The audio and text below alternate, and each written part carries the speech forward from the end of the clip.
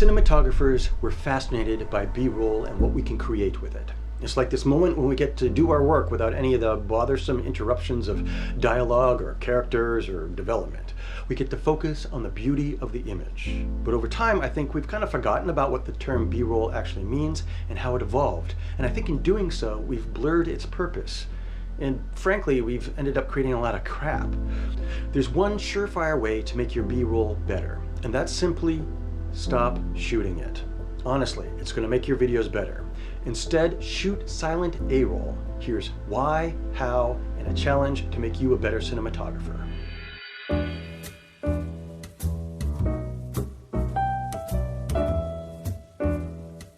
Now, in the early days of film cinema, B-roll was actually on a separate projection reel from A-roll.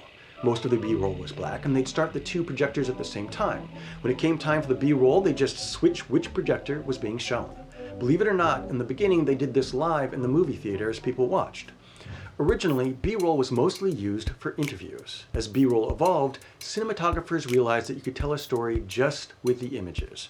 But if it tells you a story, it isn't B-roll, it's A-roll.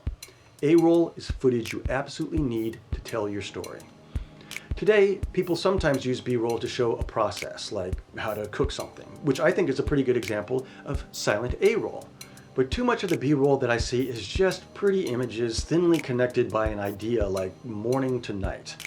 Good B-roll tells a meaningful story, and that story can be narrative with events or it can be emotional with a journey. The stronger, the clearer the story, the better the B-roll. The weaker the story, the worse the B-roll. And to me, it doesn't matter how beautiful the individual images are. Morning to night B-roll, for example, isn't actually a story. It's a construct in which you tell a story.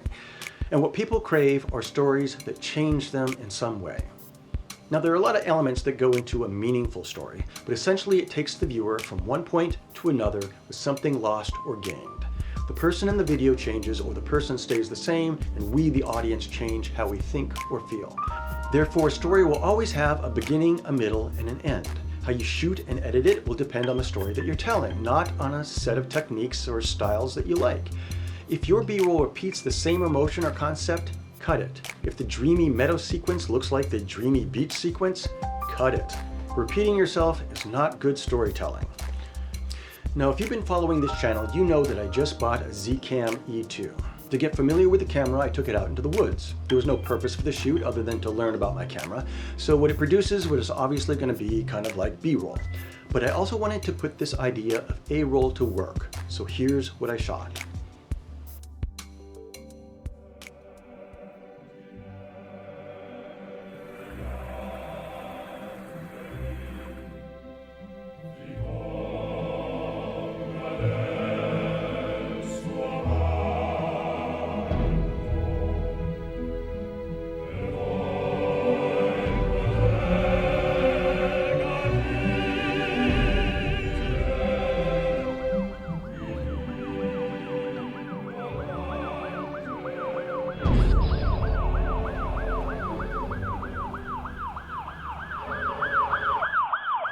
It was my first day with the camera, so I was just beginning to figure things out, and it's mostly handheld without even a handle because I hadn't bought one yet.